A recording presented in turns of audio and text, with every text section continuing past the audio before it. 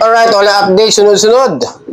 Ang mga Ola ngayon na nare-revoke, inunahan ni Gigido at sinundan ng mga Ola na medyo marami na talagang issue at may mga problema talaga doon sa kanilang mga lisensya. So ano-ano nga ba mga Ola na sumunod na mga revoke at nagkaroon pa ng cease and desist order ngayong araw na ito. So alamin natin sa video ito at talakayin natin. Alright, magandang araw po muli. Ito po ang inyong lingkod, Johnny ng Janitor TV. At muli, maglalambing lang po muna ako sa inyo na paki-follow po ang aking mga social media account. Ang Facebook, TikTok at ang aking YouTube channel. Paki-like na rin po kung natulungan kayo ng video ito at share nyo na rin po yung mga videos natin doon sa mga iba pa mga Ola victim para maging updated din sila. I-hit nyo yung notification bell para updated po kayo sa mga videos na ginagawa natin dito about sa usapang Ola. So yun nga, pero bago ulit ako magsimula, kung kayo ay nasa Facebook o nasa TikTok, ang buong detalye ng video ito ay nasa aking YouTube channel at pumunta na po kayo doon at doon yung mapapanood ng buo ang lahat ng mga Ola na nasa list ngayon ng mga na-revoke at may mga cease and desist order. Okay? So, simulan na natin. Excuse me, medyo mas mapakaramdam ko. Okay?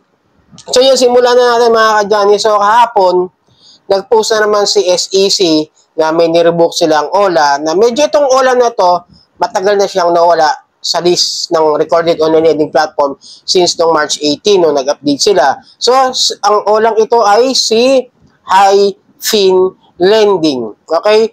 Revocation order ayon sa SEC. Sensya na talaga ho.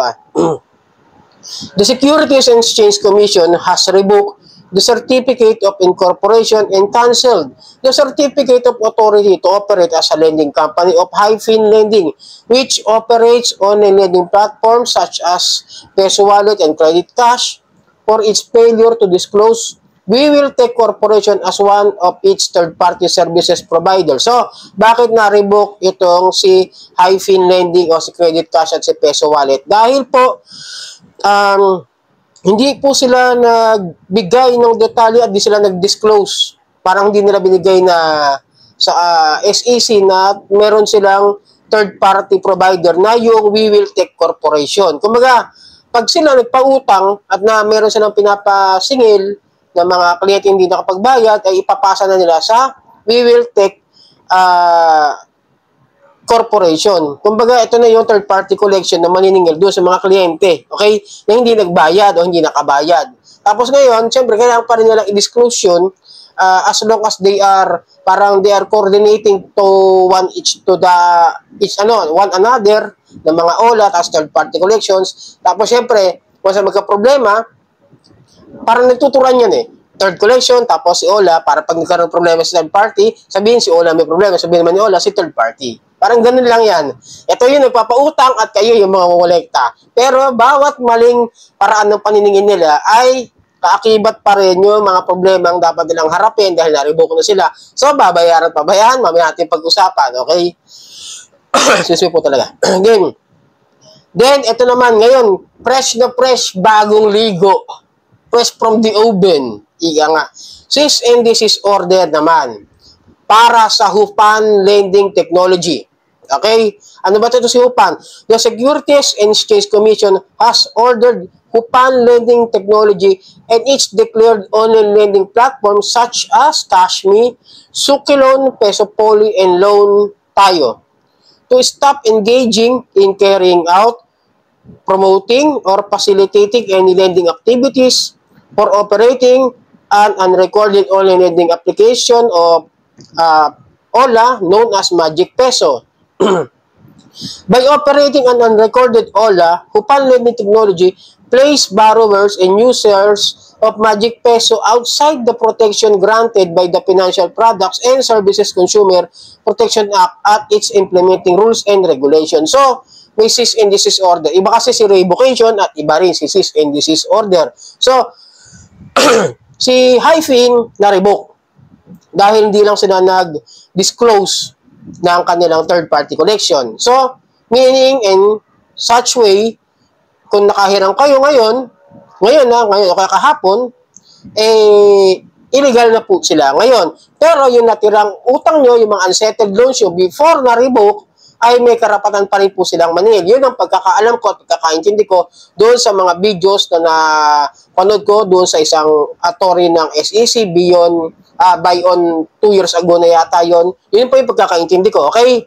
Kung na-read man yan, nung araw na yan, o ngayon, bali may problema, ang sisingil lang nila yung mga nakaraan. Okay? Pero kung ngayon kayo nag-loan, at kahapon, dahil kahapon sila nag-post na na-revoke, di ko na makita kung saan talaga, kung anong petsa, illegalities na po yun. Wala na silang lisensya mag-operate. Okay?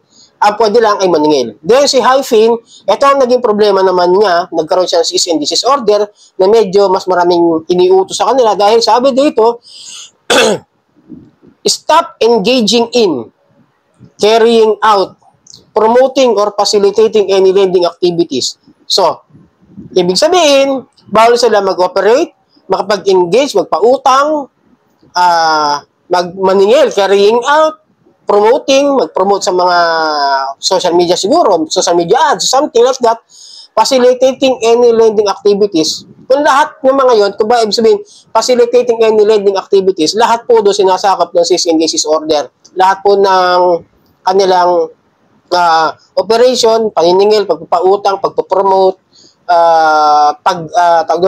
kung ano man yung mga hindi dapat na gawin sa under investigation kasi ang cease and desist order, hindi pwede kayong hindi magbayad. Yun ang pagkakaintindi ko dito sa sinabi ng SEC, okay?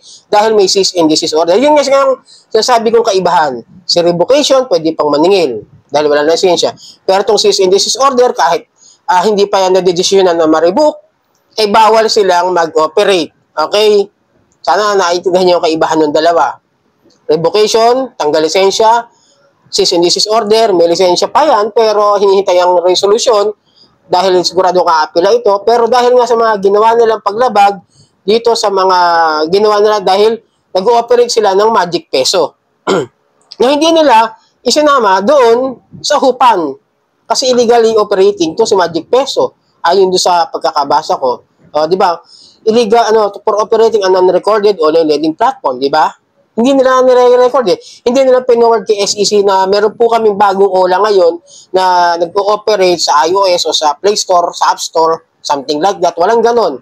Kaya, nilagyan sila ng cease and desist order. Then, bawal sila sa mga ganon. Kasi nung nagpapautang sila ayon din dito sa services, sa financial products and services consumer protection, ay kinukompromiso nila yung mga detalye ng mga tao na nangungutang sa kanila at nagkakaroon ng problema. Siyempre, parang ikaw na hupan na si Kasmi nag-ooperate, tapos ipinapasa mo ngayon pagka si Magic Peso dahil hindi mo alam na hindi pala list yan, hindi pala kasama sa list na recorded on a lending platform, nakautang ka dyan, hindi mo alam na iisa lang pala sila ni Kasmi. Tapos magpapautang din si Magic Peso. Okay? So parang nilalabas sila, kukuha sila ng mga info na hindi naman dapat ibigay doon.